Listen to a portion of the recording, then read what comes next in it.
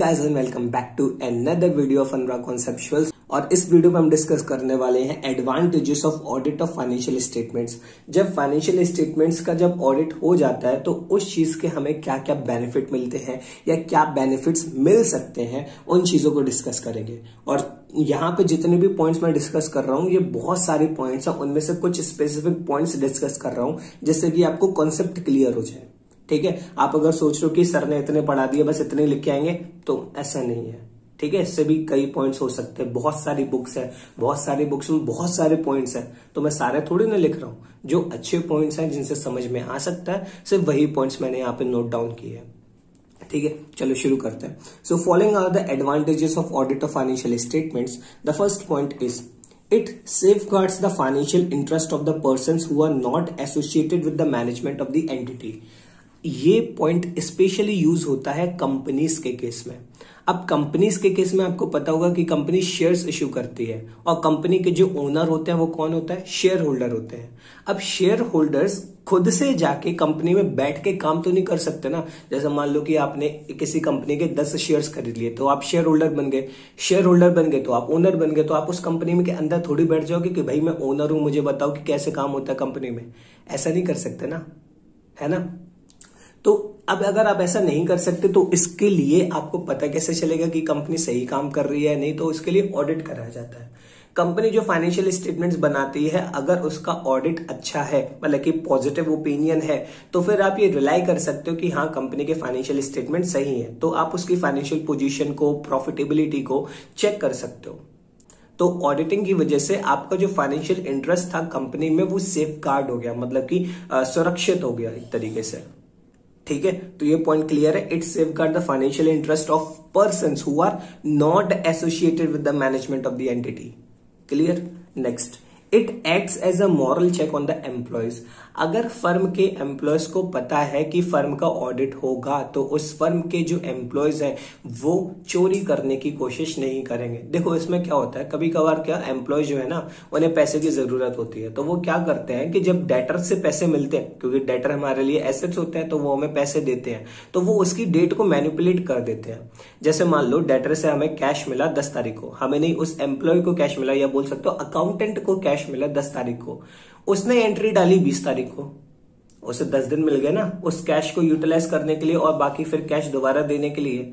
तो ये चीज ना हो, तो इसीलिए मॉरल चेक होता है एम्प्लॉयज के ऊपर अगर फर्म का ऑडिट होता चला आ रहा है। ठीक है, so this is also the benefit of auditing कि एम्प्लॉयज के ऊपर मॉरल चेक होगा। क्योंकि अगर एम्प्लॉय ऐसा कर रहा है, डेट ऑफ रिसिप्ट और डेट ऑफ पेमेंट को मैनिपुलेट कर रहा है, तो फिर इस चीज को ऑडिट के दौरान पकड़ा जा सकता है और फिर उस एम्प्लॉयज को फायर करा जा सकता है। ठीक है, so it acts as a moral check on the employees. Next, audited statements of accounts are helpful in settling liability for taxes.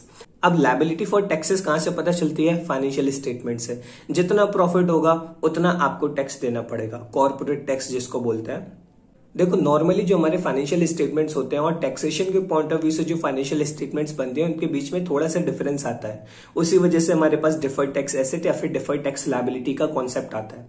ठीक है, ये बात आपने अभी तक पढ़ ली होगी। अगर आपके स्टेटमेंट्स ऑफ अकाउंट्स ऑडिटेड हैं तो उनसे हमें मदद मिल जाती है for settling the tax liabilities. ठीक है, जैसे टैक्स लायबिलिटीज में हम मदद ले सकते हैं ऑडिटेड स्टेटमेंट्स की, वैसे ही अगर किसी भी प्रकार का ट्रेड डिस्प्यूट है तब भी हमारे पास जो ऑडिट स्टेटमेंट्स हैं उनका मदद लिया जा सकता है।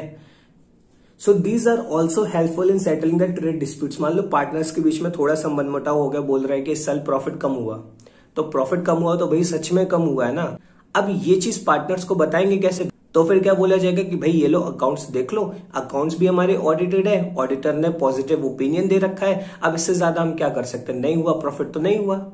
ठीक है, तो किसी भी प्रकार का ट्रेड डिस्प्यूट है तो उसको भी सेटल किया जा सकता है। Next, an audit can also help in the detection of vestiges and losses. अगर किसी भी ऑर्गेनाइजेशन में, किसी भी फर्म में अगर किसी भी प्रकार के वेस्टेजेस हो रहे हैं या फिर नुकसान हो रहे हैं तो उनको डिटेक्ट करा जा सकता है और डिटेक्ट करने के बाद उनको रोका जा सकता है कि भाई ये नुकसान अब फर्म में ना हो। ठीक है, next, audit ascertains whether the necessary books of accounts and allied records have been properly kept.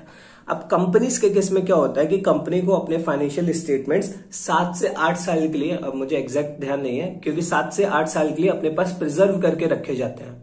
तो ऑडिट ये असर्टेन करेगा कि जितने भी बुक्स ऑफ अकाउंट्स हैं और उनसे रिलेटेड जितने भी रिकॉर्ड्स एंड डॉक्यूमेंट्स हैं वो सही से रखे गए हैं फॉर द प्रेस्क्राइब्ड पीरियड और नॉट।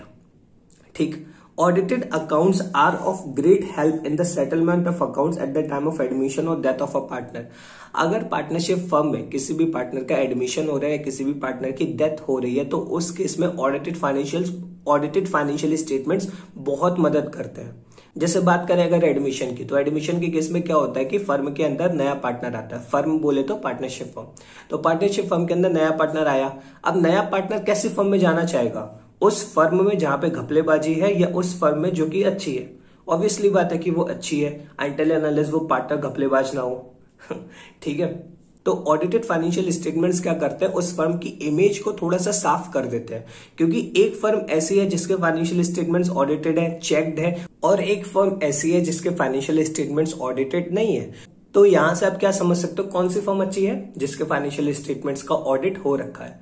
ठीक है। तो इसी तरीके से एडमिशन या फिर डेथ के केस में, जैसे मान लो किसी पार्टनरशिप फर्म में किसी पार्टनर की डेथ हो गई, तो उसके जो लीगल हायर है उसे सही तरीके से अमाउंट मिला है, ये कैसे डिटरमाइन होगा? From the audited financial statements.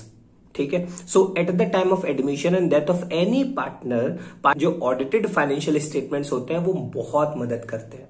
ठीक है। So these are the various advantages of audit of financial statements. Next video में हम डिस्कस करेंगे इनहेरेंट लिमिटेशन ऑफ ऑडिट। अब ऑडिट के अंदर कुछ इनहेरेंट लिमिटेशंस होती हैं जो कि कभी खत्म नहीं की जा सकती, उनके बारे में डिस्कस करेंगे लेकिन नेक्स्ट वीडियो में। तब तक के लिए इस वीडियो को यहीं पर खत्म करते हैं। And guys, if you like this video, hit the like button, subscribe to the channel and share with your friends. And guys, notes इसके अवेलेबल हैं, आप जाके डिस्क्रिप्शन में चेक कर सकते हो। नोट्स आपको अगर खुद से बनाने तो खुद से बना सकते हो, पीडीएफ फॉर्म में एंजॉय करना है तो पीडीएफ में एंजॉय कर सकते हो। ओके, चलो बाय बाय।